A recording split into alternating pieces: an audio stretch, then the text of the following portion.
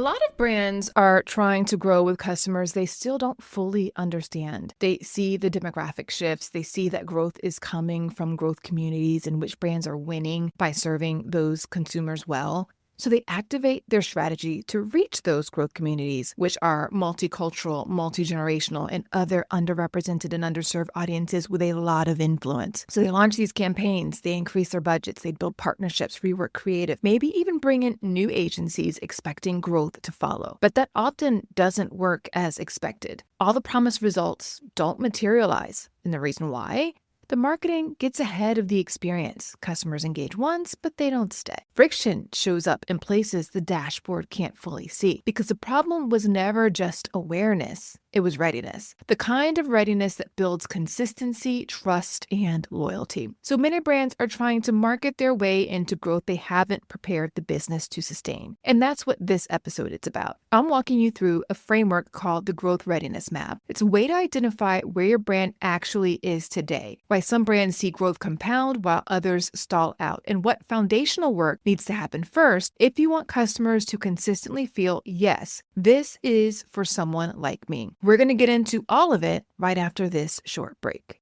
When a buyer asks AI for a solution like yours, does your business come up? Most companies have no idea, and by the time they find out, they've already lost the deal to someone who did. HubSpot AEO helps you show up in those moments with the right answers buyers are looking for. Before the first click, before the first form fill, that's the moment HubSpot AEO is built for. Check out HubSpot.com, the agentic customer platform for growing businesses.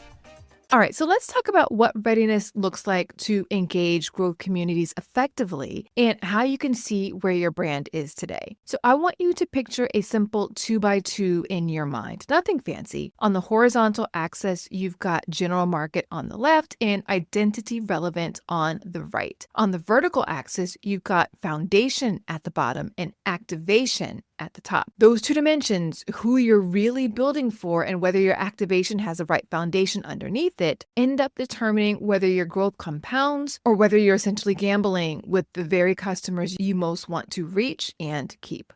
So let me break down each axis in plain language, and then we'll walk quadrant by quadrant so you can see where your brand actually sits right now. All right, so let's look at the x-axis. General market on one end, identity relevant on the other. So on the left side, the brand is still operating from that broad melting pot approach. One big audience, one big message, one big campaign, and the hope is that enough people see themselves in it to move the numbers. So you see it in Super Bowl ads, you see it in a lot of social media campaigns. Identity is largely absent. And when it does show up, it tends to be stereotypical and it barely registers. The other day, we were at the vet with our dog Mora, and they handed us a paper from an outside company. At the top was a picture of a racially ambiguous woman. It was stock photography. I chuckled because I've seen this woman before on imagery for a bunch of different ads. She was even the default image on a website theme template I bought a few years back. This was a general market approach, generic imagery that doesn't create an emotional connection with anyone. Now, you'll see the same thing appear in your internal documents, in your personas, in your decks. Demographics that look like 18 to 49, general market type thing. Maybe one or two multicultural slides bolted on at the end. Very little clarity around which communities you're truly building for or how their identity, culture, and lived experience shape what they actually need from you. On the right side of the axis, the brand has started building for the real mosaic of customers it wants to serve. It's doing the who before what work, making clear choices about which communities it will show up for and how it will show up for them consistently. In that world, identity isn't an afterthought. It's baked into your research, your segmentation, your product decisions, your content, your measurement. You can point to specific communities and say, we are committed to serving these people well. And there's evidence of that commitment in the way you operate. Think about Google's Javier in Frame Super Bowl ad for the Pixel phone. It followed a man who was visually impaired using the phone's accessibility features to navigate his everyday life. Something that specific, that identity rich, speaks to a particular community and the masses at the same time. That kind of ad doesn't get made by accident. Those kind of product features don't get included by accident. It comes from a brand that has already done the foundational work. A simple question to ask yourself here. If I looked at your strategies, your briefs, and your reporting today, would I see real communities named? Or would I mostly see broad general market labels that could belong to any brand in your category? All right, so now let's look at the Y axis from foundation on the bottom to activation at the top. At the bottom is foundation, and that's where all the unglamorous behind the scenes work that has to happen before your marketing can actually be effective. It's your strategy, your systems, your internal alignment, your customer intimacy, your friction removal. It's where you decide what you stand for, who you're serving, how you're going to deliver on the promises you make in the market, and what needs to change in your operating system so those promises are actually true for the people you most want to reach. At the top, you've got activation. Activation is what the market sees. It's your campaigns, your media, your messaging, your partnerships, your events, your scaled execution. It's the part that gets briefed to agencies, that shows up in award entries, that gets turned into case studies. Now, both foundation and activation are necessary. The problem is when brands try to live at the top of the axis in activation without ever having doing the work at the bottom in foundation. So I want to show you what that difference looks like in practice. A brand hired me a while back because they were launching a product for patients with sickle cell. The majority of patients they were serving were Black because of disease incidence rates, and the team knew they were not equipped to serve that community well. So before anything went to market, they brought me in to do direct interviews with actual sickle cell patients. I had conversations about what it actually felt to be a Black patient navigating the healthcare system. I heard their stories in their own words. I heard the emotions behind them. I learned a lot about their plight from their own lived experiences. So we mapped those insights for the entire marketing team, the lived experiences, the friction points, the places where the healthcare system had historically failed this community, and why that mattered for how this brand showed up. By the time the team was ready to activate, by the time they briefed the multicultural agency and started building campaigns, the foundation was already in place. The agency wasn't starting from scratch, neither was the team. They were building on something that was real. And the team wasn't expecting the agency to have all the expertise and cultural intelligence needed. The internal team already had that foundation as well. That's what foundation looks like when it's done right. Now, contrast that with another brand that came to me because they wanted to be more inclusive in their marketing. They were already in market, already promoting, but they had no baseline data on the identities of their ideal customers. The insights department had never captured it. When I talked to the insights department, they said that they weren't capturing it because the brand team never asked for it. Local teams around the world were frustrated because the assets coming from their global marketing team didn't reflect the customers in their market. Now, this brand had all the ambition, but none of the data, insight, or infrastructure needed to actually deliver on it. The marketing makes a promise the experience can't keep. So a simple diagnostic question to ask yourself here is, does your organization have enough customer intimacy today to authentically speak to the communities you want to reach? To get even more specific, if you ran an in-language ad on a Spanish-speaking media channel tomorrow, would it feel authentic? Or would it stick out for all the wrong reasons? When you cross these two axes, general market to identity relevant and foundation to activation, you get four very different realities, four quadrants. I call them the default,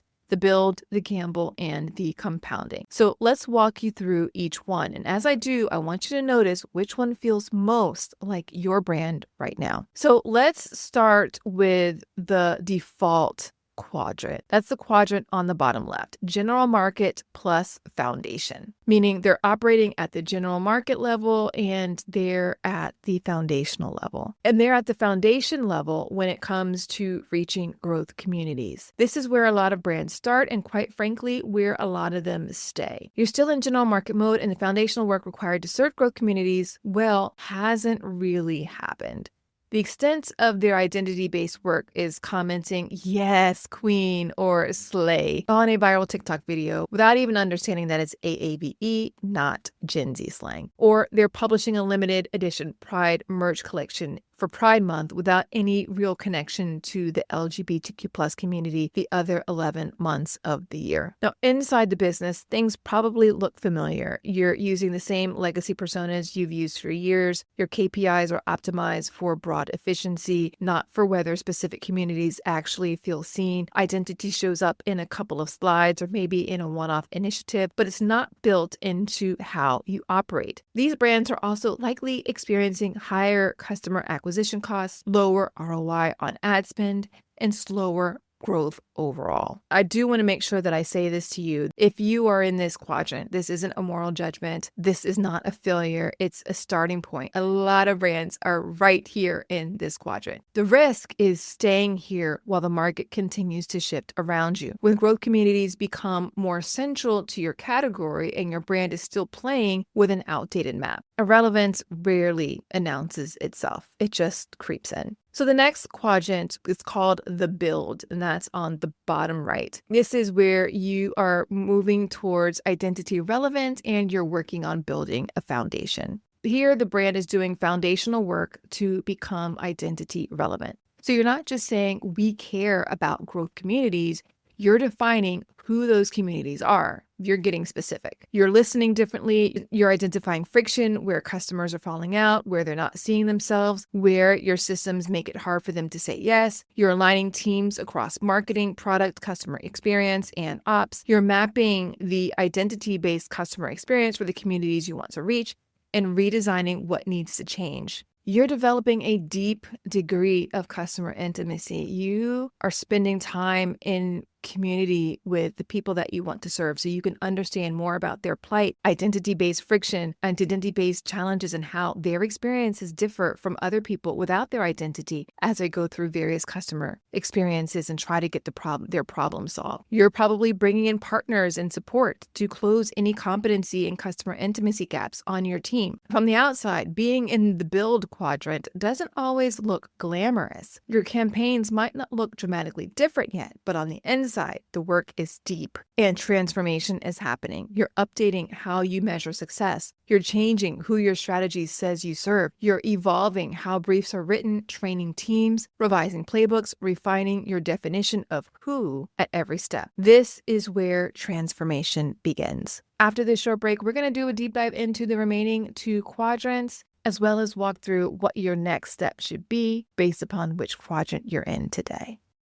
Okay, I've got another podcast recommendation for you. It's I Digress, hosted by Troy Sandage, and it's brought to you by the HubSpot Podcast Network, the audio destination for business professionals. I Digress helps eliminate complexity, complications, and confusion in your business with frameworks and strategies to achieve scalable and sustained success. Two really cool episodes that I think you should definitely check out are episode number 145, which growth stream is quietly costing you revenue in your business, and episode 146, your funnels aren't enough to drive growth anymore. The shift from pipelines to pathways is how you win. Listen to I Digress wherever you get your podcasts. All right, so the top left quadrant is called the gamble. This is where you're still very much focused on the general market, but you are activating a little bit into growth communities. So here the brand is fully active. You're launching campaigns. You've got the budget. You're visible. You might even be commercially successful today, but you're still activating from a general market playbook. Your work is broad. It's designed for everyone. It may have an inclusive veneer, but the operating system underneath it hasn't changed. This is where the risk creeps in as growth communities become the market. In the 2025 Representation and Marketing Research study that I conducted, the biggest complaint consumers had about brands trying to be more representative was that it felt inauthentic and superficial, not a true reflection of their identity. They saw the brands trying, just not hard enough, and they weren't converting as a result. Many were downright frustrated. That's what executing without a firm foundation looks like from the consumer side. So you can be spending millions, present in all the right channels, and still be losing share, efficiency, and trust with the very customers who are going to determine your next stage of growth. On a dashboard, the gamble can look fine: impressions, clicks, even sales. But your marketing is underperforming, not getting the results you're capable of, because underneath there's a gap between who your growth is supposed to come from and who your marketing and experiences are actually built for. So the last quadrant is called the compounding. This is the top right, and this is where you are both identity relevant and you are activating campaigns. This is the goal state. You're activating campaigns and your marketing is engaging consumers from growth communities with strong foundations underneath. You've done the who before what work. You've removed unnecessary friction from the experience. You've aligned your teams and partners around the communities you're committed to serving. When you show up in the market, the customers you want can say, yes, this is for someone like me, not just at one touch point, but consistently. In the compounding, your marketing and your experiences reinforce each other. Each initiative doesn't just drive short-term numbers, it makes the next initiative more effective because trust accumulates. That's why I call it compounding growth. This is also where agencies, influencers, and external partners who are creating work that will be customer-facing can do their best work for you. They're not fighting a less than optimal operating system. They're building on top of something real. And here's the most important line on the whole map. Both the gamble and the compounding are fully active. Both are spending. Both can look successful from the outside, but one is underperforming and the other isn't because it's built to last. Now, I don't just want you to map where you are and stop there. I want you to see the next right step for wherever you're starting. If you're in the default, your next step is not to leap straight into the compounding. Your next step is the build. Do the who before what work. Listen to the communities you want to grow with. Start redesigning your operating system around them. No big splashy campaign required yet. Your job is to move from general market foundation to identity relevant foundation. If you're in the build, your instruction is simple. Keep going. Stay focused on making the identity relevant work real in your systems, your briefs, your measurements, your experience. When that foundation is solid, you activate into the compounding, where your work shows up consistently in the market. If you're in the gamble, your next step is not to push harder on activation. It's to drop down into the build. Pause long enough to ask, who is this really built for? Where are we creating friction for growth communities? What has to change internally so our promises match the experience? You can move from the gamble to the compounding by first going through the build stage, not around it. And if you're in the compounding, your next step is to protect it and learn from it. Document why it's working. Capture the principles, the practices, the operating system that makes your growth compound so you can scale it without diluting it. No matter where you are on this map, there is always a clear next step. You're not going to jump from default to compounding in one move. You just have to commit to doing the right work in the right order, and you will get there. Now that you've got the 4 quadrants and the next steps in your head, I want to leave you with one big idea about how to actually use this map inside your business. You cannot skip the bottom half. When a brand tries to jump straight into identity relevant activation, straight into the compounding without doing the foundational work first, it creates friction, inconsistency, and experiences that don't match the promise of the marketing. Simply put, you cannot avoid or skip over the build. This is how you end up with marketing that looks inclusive on the surface, but breaks trust in the experience. The campaign says, we see you. The experience says something different, and the customer notices every time. That's where trust breaks. That's where growth stalls in ways that are hard to diagnose from a dashboard, because the dashboard will show you performance. It won't show you all the people who looked at your brand, didn't see themselves, and walked away without a word. So here's a question I want to leave you with. If you had to put your brand on this map today, default, build, gamble, or compounding, where would you honestly land? And here's what I want you to notice about your answer. If you're in the default or early build, you probably don't need another campaign brief right now. You need operating system work. And if you're in the late build, moving toward the compounding, that's where external creative and media partners become a true force multiplier because they're amplifying something that's already real. The next piece of work isn't always the most visible one, but it's always the most important one. The Growth Readiness Map is exactly the kind of tool I use with clients inside my Friction Finder growth audit. We map where you are, identify where you're creating friction for the communities you most want to grow with, and build a clear plan to move toward identity relevant growth that actually compounds. If you're listening to this thinking, we're stuck in the default, or we've been living in the gamble, or we're deep in the build and not sure how to get to compounding, I'd love to help you figure out the right next step. The best place to start is to reach out and tell me where you think you sit on this map.